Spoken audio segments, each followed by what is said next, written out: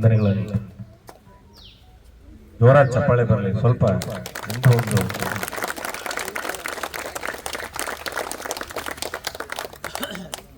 ಈಗ ಮೊದಲಿಗೆ ನಮ್ಮ ಗಣೇಶ್ ಅವರಿಂದ ಒಂದು ದೇಶದ ಬಗ್ಗೆ, ನಾವು ಸ್ವಾತಂತ್ರ್ಯದ ಬಗ್ಗೆ ಒಂದೆರಡು ಮಾತನ್ನ ಕೇಳೋಣ. ಶ್ರೀಯುತ ಗಣೇಶ್ ಅವರು.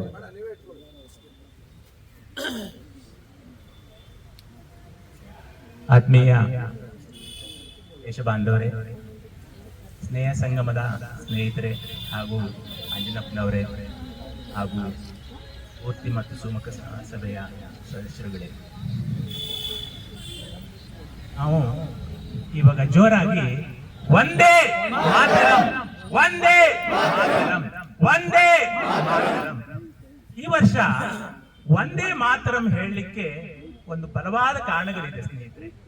ನಿಮ್ಗೆ ಗವರ್ಮೆಂಟ್ ಸಹ ಅದ್ರ ಬಗ್ಗೆ ತುಂಬಾನೇ ಪ್ರಚಾರ ಮಾಡ್ತಾ ಇದೆ.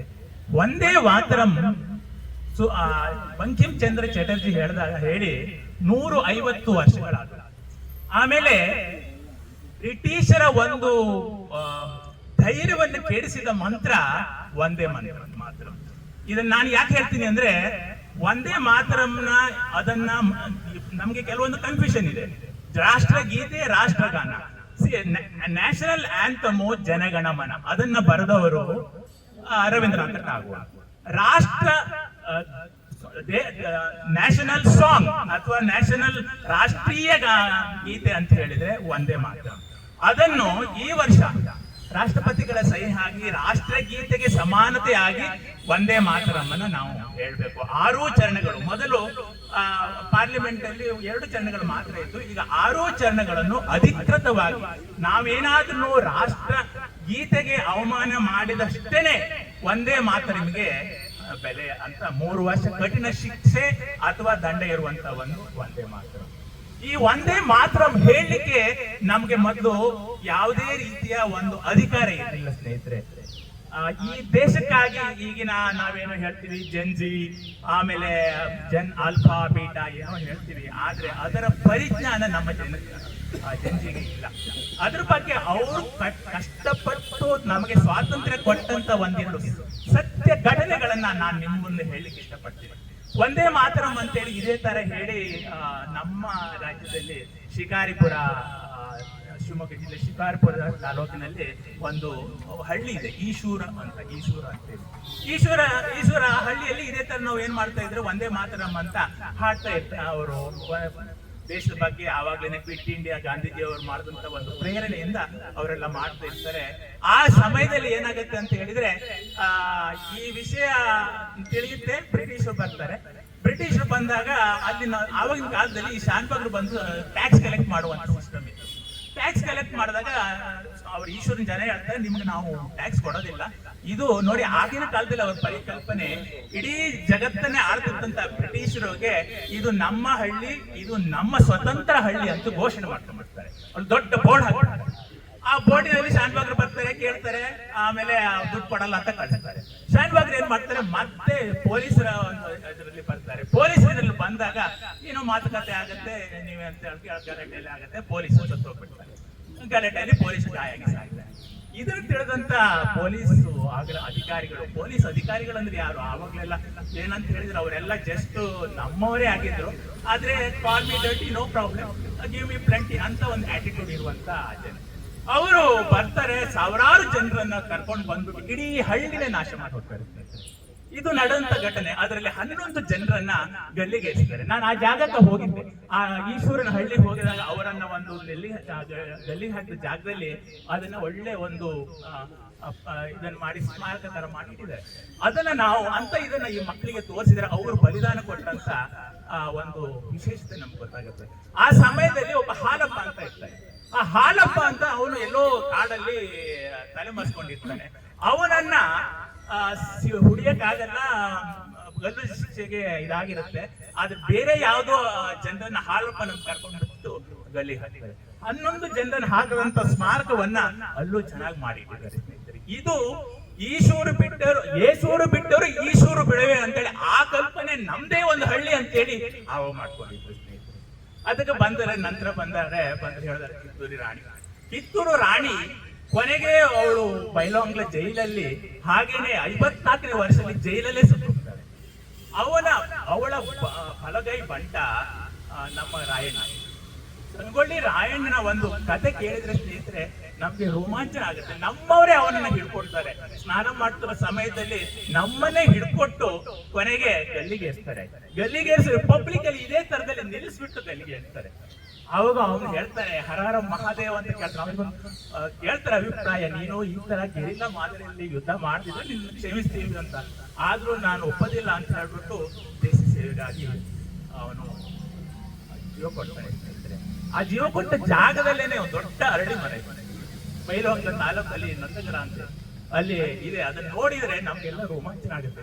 ನಾವ್ ಇಲ್ಲೊಂದು ಮರ ನೆಟ್ಟಿದ್ವಿ, ಸಂದೀಪ್ ಮುನಿಕೃಷ್ಣ, ಅದೇ ತರದಲ್ಲಿ ಮರ ಈಗ ದೊಡ್ಡದಾಗಿದೆ. ಅದು ನಾವು ನೆಟ್ಟಂತ ಮರ. ಅದು ಅಷ್ಟೇ ಅದರಲ್ಲಿ ಅದನ್ನೆಲ್ಲ ನಮ್ಮ ಈ ಸಣ್ಣ ಮಕ್ಕಳಿಗೆ ಹೇಳಿಸಿದ್ರೆ ಇನ್ನ ಅದು ದೇಶದ ಬಗ್ಗೆ ಒಂದು ಎಷ್ಟು ಸಂಗೊಳ್ಳಿ ರಾಯಣ್ಣ ಬಗ್ಗೆ ನಮ್ಗೆ ಒಂದು ಅಭಿಪ್ರಾಯ ಸಿಗುತ್ತೆ. ಸ್ನೇಹಿತರೆ, ನಮ್ಮ ಹೀಗೆ ಹೋಗಿದ್ರೆ ಸ್ವಲ್ಪ ಪಕ್ಕದಲ್ಲಿ ನೀವು ಹೇಳಿರ್ಬೋದು ವಿಶಾಖಪಟ್ಟಣಂ, ಸುಮಾರು ಆಂಧ್ರದವರೆಲ್ಲ ಇದ್ದಾರೆ. ವಿಶಾಖಪಟ್ಟಣದಲ್ಲಿ ಆಗಸ್ಟ್ 1ನೇ ತಾರೀಕಿಗೆ ಒಂದು ದೊಡ್ಡ ಏರ್ಪೋರ್ಟ್, 6,000 ಕೋಟಿ ಏರ್ಪೋರ್ಟ್ ಅನ್ನ ಪ್ರಧಾನಮಂತ್ರಿಗಳು ಓಪನ್ ಮಾಡಿದ್ರು.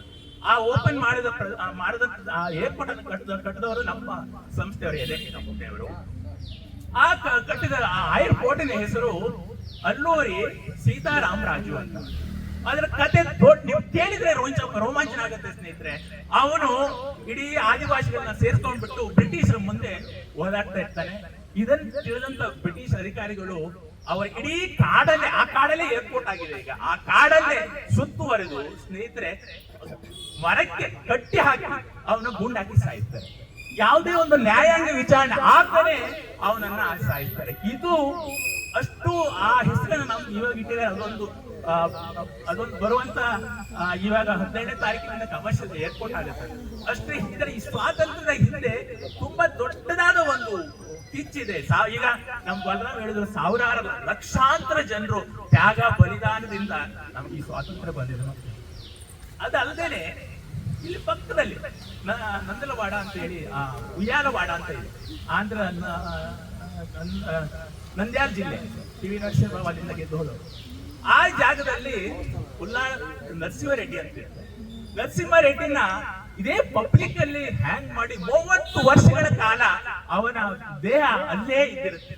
ಯಾಕೆಂದ್ರೆ ಬೇರೆ ಯಾರೋ ನೋಡ್ಬಿಟ್ಟು ಅದನ್ನ ಮತ್ತೆ ಸೊನ್ನೆ ಮಾತ್ರ ಹೇಳದೇ ಇರ್ಲಿ ಅಂತ ಇಷ್ಟೆಲ್ಲ ಕಷ್ಟಪಟ್ಟು ಸ್ವಾತಂತ್ರ್ಯ ಬಂದಿದೆ. ಜಲಿಯನ್ ವಾಲ ಭಾಗದಲ್ಲಿ ರೆಜಿನಾಲ್ಡ್ ಡಯರ್ 1000 ಗುಂಡನ್ನು ಹಾರಿಸ್ತಾರೆ. 379 ಜನ ಸಾಯ್ತಾರೆ, ಸಾವಿರಾರು ಜನ ಗಾಯಾಳುಗಳಾಗ್ತಾರೆ. ಜಲಿಯನ್ ವಾಲ ಭಾಗದಲ್ಲಿ ನೀವು ಹೋದ್ರೆ ನೋಡಿ ಒಂದು ಬಾವಿ ಇದೆ, ಆ ಬಾವಿನಲ್ಲಿ ಹಾಡ್ಬಿಟ್ಟು ಬಾವಿಯೆಲ್ಲ ತುಂಬಿಡುತ್ತೆ. ಇದು ನಡೆದ ಘಟನೆಗಳು. ಭಗತ್ ಸಿಂಗ್ನ ಸಾಯಿಸಿದಾಗ ಬರೇ 23 ವರ್ಷ, ಆದ್ರೆ ಅದರ ಪರಿಜ್ಞಾನನೇ ಇಲ್ಲ. ಈ ಜಂಟಿಗಳು ಇರುವಾಗ ಸ್ವಾತಂತ್ರ್ಯ ಇದೆ ಅಂತೇಳಿ ನಾವು ಸರಿಯಾಗಿ ಉಪಯೋಗಿಸ್ಕೊಳ್ಬೇಕು ಮಕ್ಕಳೇ. ಅದು ಮುಖ್ಯವಾಗಿ ಮಕ್ಕಳು, ಯಾಕಂತ ಹೇಳಿದ್ರೆ ಈ ಸ್ವಾತಂತ್ರ್ಯ ಸರಿಯಾಗಿ ಬಳಸ್ಕೊಳ್ಳಿಲ್ಲ ಅಂದ್ರೆ ಇದು ಮತ್ತೆ ಯಾರು ಬೇರೆ ರೀತಿಯಲ್ಲಿ ನಮ್ಮ ಸ್ವಾತಂತ್ರ್ಯ ಉಳಿಸ್ಕೊಳ್ಳೋ ಸಾಧ್ಯತೆ ಇರುತ್ತೆ ಸ್ನೇಹಿತರೆ. ಕೊನೆಯದಾಗಿ ಇಷ್ಟೆಲ್ಲ ಕಷ್ಟಪಟ್ಟು ಸ್ವಾತಂತ್ರ್ಯ ಬಂತು, ನಾವು ಏನ್ ಮಾಡ್ಬೋದು ಸ್ನೇಹಿತರೆ? ನನಗೆ ಒಂದು ದೊಡ್ಡ ಆಸೆ ಅಂತ ಹೇಳಿದ್ರೆ, ನಮ್ಗೆ ಒಳ್ಳೆ ಪ್ರಧಾನಮಂತ್ರಿಗಳು ಸಿಕ್ಕಿದ್ದಾರೆ ಅಂದ್ರೆ ಅವರ ಒಂದು ದೊಡ್ಡ ಕನಸು ನಮ್ಮ ಕನಸು ಹೌದು. ಸ್ವತಂತ್ರ ಭಾರತದಿಂದ ವಿಕಸಿತ ಭಾರತ ಆಗ್ತದೆ. ಆ ವಿಕಸಿತ ಭಾರತ ಸಮಯದಲ್ಲಿ ನಾವಿರ್ತೀವೋ ಗೊತ್ತಿಲ್ಲ, 2047 ಅಲ್ಲಿ ವಿಕಸಿತ ಆಗ್ತದೆ. ಅದಕ್ಕಾಗಿ ನಾವೇನ್ ಮಾಡ್ಬೋದು? ನಮ್ಮ ಸ್ನೇಹ ಸಂಘದ ಒಂದು ಮುಖ್ಯ ಉದ್ದೇಶನೇ ಆವಾಗ ಫಿಟ್ ಇಂಡಿಯಾ ಅಂದ್ರು. ಇದು ಫಿಟ್ ಇಂಡಿಯಾ ಆಗ್ಬೇಕು, ಫಿಟ್ ಆಗಿರ್ಬೇಕು. ನಾವು ಸದೃಢ ದೇಹ ಇದ್ರೆ ಮಾತ್ರ ಸದೃಢ ದೇಶ ಮಾಡ್ಲಿಕ್ಕೆ ಸಾಧ್ಯ. ಅದು ನಮಗೆ ಬೇಕಾದಂತ ಒಂದು. ಮತ್ತೆ ಸಣ್ಣದು ಸ್ನೇಹಿತರೆ, ಎಲ್ಲೋದ್ರು ನಮ್ಮ ಅಂಜನಮಟ್ಟಿಗೆ ಗೊತ್ತಿರೋದ ಕಷ್ಟ, ರಾಸಿನ ಕಷ್ಟ ಅವರಿಗೆ ಕ್ಲಿಯರ್ ಮಾಡೋದೇ ಕಷ್ಟ. ಎಲ್ಲೂ ಹೊರಗಡೆ ಹೋದ್ರು ನಿಮ್ಮ ಒಂದು ಚೀಲ ತಗೊಂಡು, ಸಾಮಾನ್ಯ ಒಂದು ಚೀಲ ತಗೊಂಡು, ಅದೇ ದೊಡ್ಡ ದೇಶ ಸೇವೆ. ಅಷ್ಟನ್ನು ಮಾಡಿದ್ರೆ ಮುಖ್ಯವಾಗಿ ನಾನು ಈ ಸಂದರ್ಭದಲ್ಲಿ ಹೇಳಕ್ಕೆ ಇಷ್ಟಪಡ್ತೀನಿ, ನಾವೇನು ಈಗ ಜನಜೀವಿಗಳಂತ ಹೇಳ್ಬಿಟ್ಟು ಸ್ವಾತಂತ್ರ್ಯ ಬಂದನ್ನು ಸ್ವಾತಂತ್ರ್ಯ ಒಳ್ಳೆ ರೀತಿಯಲ್ಲಿ ಉಪಯೋಗಿಸ್ಕೊಳ್ಬೇಕು. ಇಲ್ಲ ಅಂತಿದ್ರೆ ಅದು ಸ್ವಾತಂತ್ರ್ಯಕ್ಕೆ ಬೆಲೆ ಇಲ್ಲ, ಕಷ್ಟಪಟ್ಟಿದ್ದಕ್ಕೆ ಬೆಲೆ ಇಲ್ಲ. ಏನ್ ಮಾಡ್ಬೋದು ಅಂತ ಹೇಳಿದ್ರೆ ಆದಷ್ಟು ದೇಶವನ್ನ ಒಡೆಯೋ ಪ್ರಯತ್ನ ಯಾವತ್ತೂ ಮಾಡಬೇಡಿ. ನಮ್ಮ ಭಾರತ ಮಾತೆ ನಮ್ಮ ಜೊತೆಗಿದ್ರೆ ಮಾತ್ರ ದೇಶ ಮುನ್ನಡೆಯಲಿಕ್ಕೆ ಸಾಧ್ಯ ಅಂತ ಹೇಳ್ತಾ ಆ ವಿಷಯವನ್ನ ನಾವು ಯಾವತ್ತೂ ಮಾಡಬೇಡಿ. ಯಾ ಸ್ವಾತಂತ್ರ್ಯಕ್ಕೆ ಬೆಲೆ ಕೊಟ್ಟಷ್ಟು ನಮಗೆ ಆ ಹಿರಿಯರು ಎಷ್ಟೋ ಲಕ್ಷಾಂತರ ಜನರು ಪ್ರಾಣ ಬಲಿದಾನ ಕೊಟ್ಟು ನಮಗೆ ಆ ವಿಭಜನೆ ಸಮಯದಲ್ಲಿ ಲಕ್ಷಾಂತರ ಜನರು ಬೀದಿ ಪಾಲಾದಷ್ಟು ಇದ್ರೆ ನಿನ್ನೆ ವಿಭಜನೆ ಮಾಡಿದಂತ ದಿನ. ಆ ದಿನವನ್ನು ನಾವು ಮರಿತಾ ಆ ದೇಶದ ಬಗ್ಗೆ ನಾವು ಆದಷ್ಟು ಕಳಕಳಿ ಇಟ್ಕೊಂಡು ಒಂದು ದೇಶದ ಒಂದು ಬಂದಂತ ನಿಮಗೆಲ್ಲ ಒಂದು ಅದ್ಭುತವಾದ ಚಪ್ಪಾಳೆಯನ್ನು ಹೇಳ್ತಾ ನನಗೊಂದು ಅವಕಾಶ ಕೊಟ್ಟಂತ ಒಂದು ಧನ್ಯವಾದ ಹೇಳ್ತಾ ನನ್ನ ಮಾತು. ಧನ್ಯವಾದಗಳು ಗಣೇಶ್ ಅವರೇ. ಯಾವತ್ತು ಅವರು ಮಾತಾಡೋದು ಎಮೋಷನಲ್ ಆಗಿರುತ್ತೆ, ನಮಗೂ ಕಣ್ಣೀರು ಬರುತ್ತೆ. ಒಂದು ನಿಮಿಷ ಕಣ್ಣು ಮುಚ್ಕೊಂಡು ಯೋಚನೆ ಮಾಡಿದಾಗ ಇದೆಲ್ಲ ನಿಜಾನ, ಇಷ್ಟೊಂದೆಲ್ಲ ಕಷ್ಟಪಟ್ಟು ನಮಗೆ ಸ್ವಾತಂತ್ರ್ಯ ಕೊಟ್ಟಿರೋದು, ಈ ಸ್ವಾತಂತ್ರ್ಯವನ್ನ ಈಗೆಲ್ಲ ಯೂಸ್ ಮಾಡ್ಕೊಳ್ತಾ ಇದ್ದೀವಿ ಅಂದಾಗ ನಮಗೂ ಒಂದು ಸ್ವಲ್ಪ ಅದು ನಾಚಿಕೆ ಆಗುತ್ತೆ. ಇದನ್ನ ಒಳ್ಳೆ ತರದಲ್ಲಿ ಯೂಸ್ ಮಾಡ್ಕೊಳ್ಳಿ ಅಂತ ನಮಗೆ ಒಂದು ಕಿವಿ ಮಾತು ಹೇಳಿದಂತ, ಇದು ಎಲ್ಲರಿಗೂ ಒಂದು ಸ್ವಲ್ಪ ಜನಕ್ಕೆ, ಒಂದು 5 ಜನಕ್ಕೆ ತಲುಪಿದ್ರು ಸಾಕು, ಈ ಕಾರ್ಯಕ್ರಮ ಮಾಡೋದಕ್ಕೂ ಸಾರ್ಥಕ ಆಗುತ್ತೆ ಅಂತ ಹೇಳ್ತಾ ಅವ್ರಿಗೆ ಧನ್ಯವಾದ.